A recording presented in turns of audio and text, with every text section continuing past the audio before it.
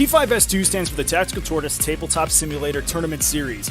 It is a global competitive 40K circuit that ranks players based on the results in online games, including events run by Tactical Tortoise and many other communities. At the end of each biannual season, the top 16 players in the series are given the opportunity to play for the title of Season Champion and become the greatest virtual 40K player in the world in this very event, the Seasonal Invitational Tournament. With hundreds of players and dozens of tournaments competing on the ladder in Season 2, T5S2 is now one of the largest and most competitive series in online Warhammer and shows no signs of slowing down, so what are you waiting for? Visit tts40k.com to view live standings, join the community Discord server, and get information on upcoming events and tournaments. There is glory to be won on this virtual battlefield, Commander. Do you have what it takes to compete? Want to get involved in T5S2 or events run by Tactical Tortoise? Visit the Tactical Tortoise Discord server on the link found on tts40k.com or down in the video description. There you can find signups for all manner of tournaments and casual events, including the T5S2 Youngblood series of free, new player-friendly events designed to introduce you to 9th edition and experiment with new lists. For those looking for more competitive action, rapid-fire tournament pods are currently available that award prize support and standings points and help you hone your skills to a knife's edge. And stay tuned for even more exciting events as we enter T5S2 Season 3, including online GTs and free weekly tournament pods launching shortly after the conclusion of the Invitational on February 7th. See you there.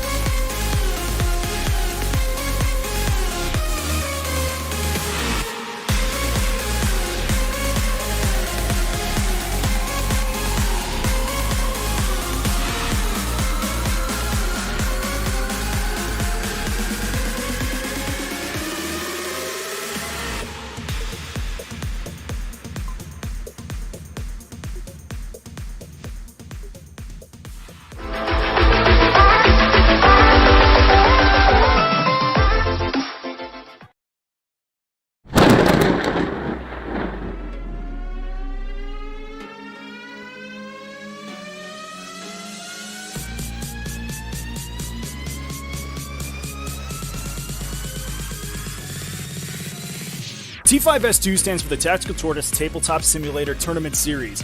It is a global competitive 40K circuit that ranks players based on the results in online games, including events run by Tactical Tortoise and many other communities. At the end of each biannual season, the top 16 players in the series are given the opportunity to play for the title of Season Champion and become the greatest virtual 40K player in the world in this very event, the Seasonal Invitational Tournament. With hundreds of players and dozens of tournaments competing on the ladder in Season 2, T5S2 is now one of the largest and most competitive series in online Warhammer and shows no signs of slowing down, so what are you waiting for? Visit tts40k.com to view live standings, join the community Discord server, and get information on upcoming events and tournaments. There is glory to be won on this virtual battlefield, Commander. Do you have what it takes to compete? Want to get involved in T5S2 or events run by Tactical Tortoise? Visit the Tactical Tortoise Discord server on the link found on tts40k.com or down in the video description. There you can find signups for all manner of tournaments and casual events, including the T5S2 Youngblood series of free, new player-friendly events designed to introduce you to 9th edition and experiment with new lists. For those looking for more competitive action, rapid-fire tournament pods are currently available that award prize support and standings points and help you hone your skills to a knife's edge. And stay tuned for even more exciting events as we enter T5S2 Season 3, including online GTs and free weekly tournament pods launching shortly after the conclusion of the Invitational on February 7th. See you there.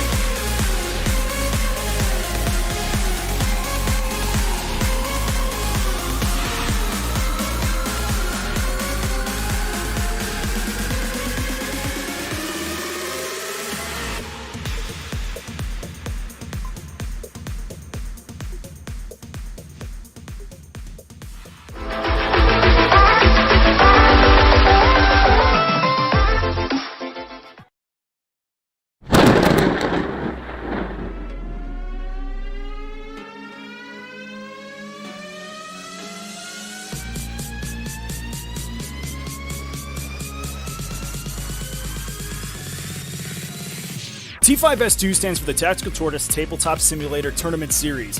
It is a global competitive 40k circuit that ranks players based on the results in online games, including events run by Tactical Tortoise and many other communities. At the end of each biannual season, the top 16 players in the series are given the opportunity to play for the title of Season Champion and become the greatest...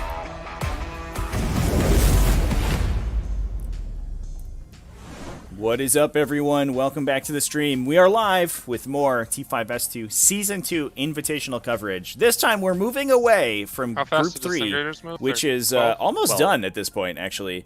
And we are moving all the way to the abyssal depths of Group 4, where we're following up with the Odyssey of Alex Squires shooting expensive Lords of War to death on the top of turn 1 with his Adeptus Mechanicus list, this time playing against Valdor, who is playing a Storm Raptor, or a Fire Raptor, excuse me. I'm here with Shuma. Shuma, hey. How long do you think this Fire Raptor lasts on the table? Well, considering it doesn't start on the table, I'd say a fair bit longer than perhaps we once saw with a different wing-based monster. So I think given that we're not playing the Scouring, which I think is like the only place where you can safely hide the Fire Raptor, and given the performance of Alex's list last night, where he killed Magnus top of 1 against Dutes, and the game was sort of totally pulled from there. Valdor has elected to strategic reserve his airplane, so it makes a lot of sense to me. Yeah, it's a good idea. The Fire Raptor has 18 wounds. It can be seen from anywhere. Also, it flies. It can be seen from anywhere. Yeah. It's huge. It can be seen from anywhere. There's just a lot of reasons why you can't hide this thing. Yeah, so it is in the standard strategic reserve right now, so it will be placed on the table as essentially a normal deep strike as the game goes on. So hopefully the Cerberus Raiders don't screen out everywhere on turn 2. So we may still be in a situation where going first is a really big deal, so we can get rid of those guys and also open up some space for that airplane to come in. But we'll see how it ends up. He's not the only guy trying to deep strike on Valdor's side, so this will be interesting. Yeah, that's true. Yeah, we also have a Devastator drop pod with 2 Devastator units in it. So I think maybe a little bit more teeth in this list to fight the ranged game of that the Adeptus Mechanicus is bringing than a bunch of demons with swords. So the Cerberus Raiders, Tactico Obliquo doesn't do too much if you just get killed by bolt guns. So that is the that is the ultimate answer to the Cerberus Raiders, is you shoot them and they die. Yeah, they have a lot of wounds, but Multi-Melta does a lot of wounds too. Yeah, they don't have enough wounds for a Multi-Melta, that's for sure. I want to thank everybody for joining, and joining us for some, I guess, lunchtime 40k this time. But we'll be live for most of the afternoon with this game, and afterwards we have Keeley returning to the table in in Liam's last game, playing Harlequins in Group 3 against Xenos spotted. We're gonna see how that goes. Xenos will be spotted, but later, not right now.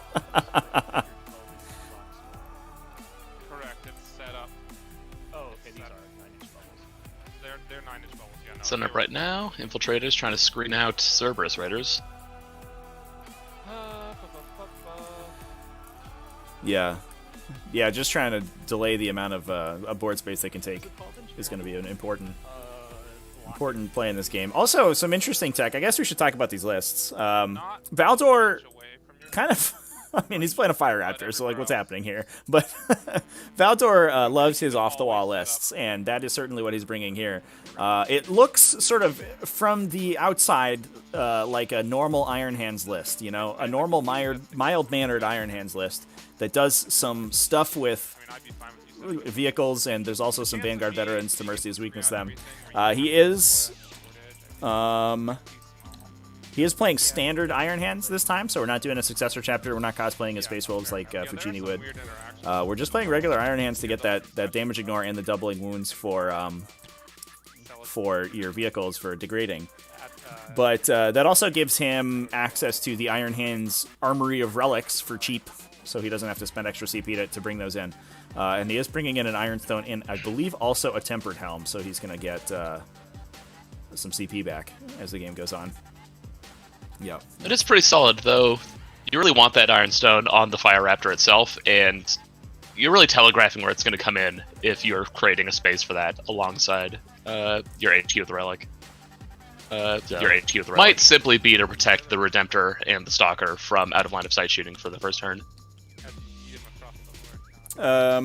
Some people asking about the stream being frozen. I don't have it frozen on my end, so I had to refresh a few times earlier. I thought it was just me. That's interesting. So okay. Yeah, maybe a hiccup on Twitch. Maybe just refresh the browser. I'm just popping into Twitch here to make sure. It looks like we're okay. So I apologize if anybody's having any issues. We can duck over to YouTube here as well. Make sure we're doing all right.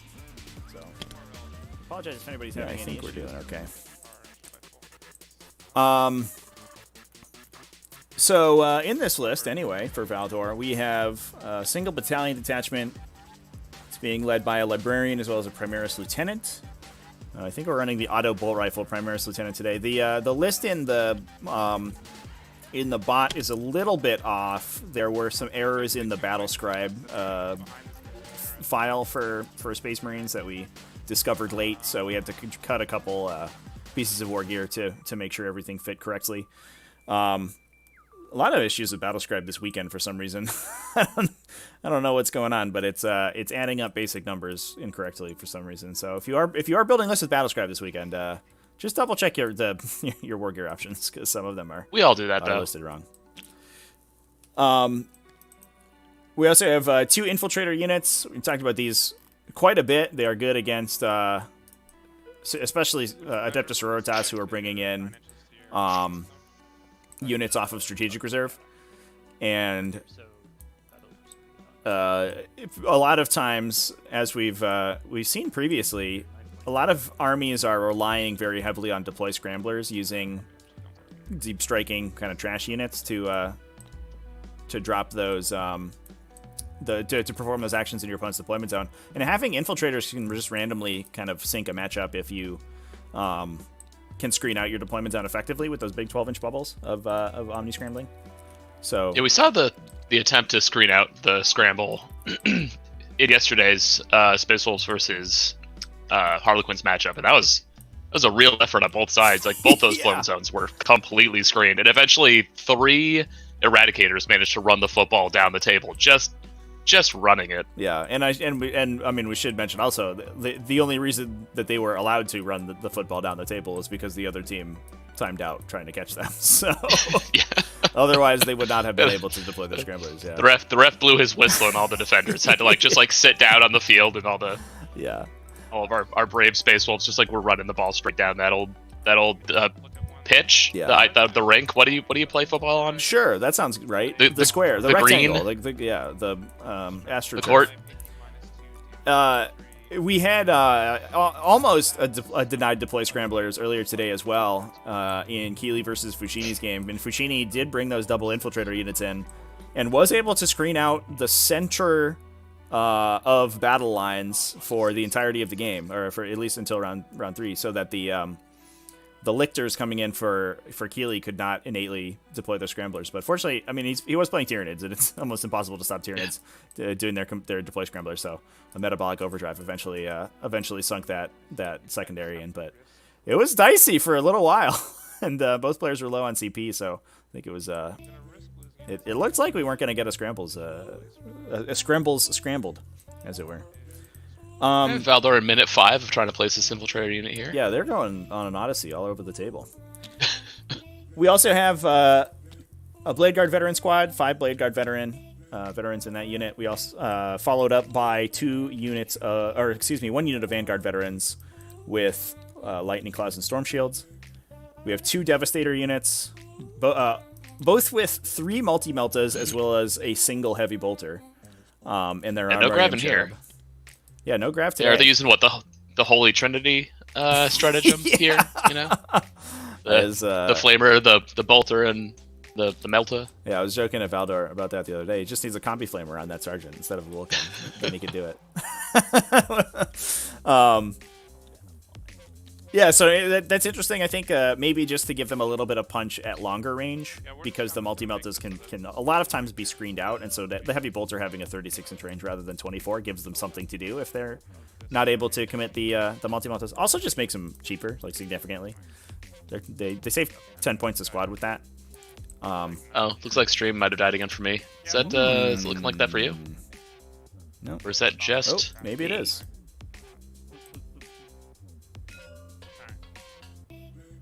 Oh, yep.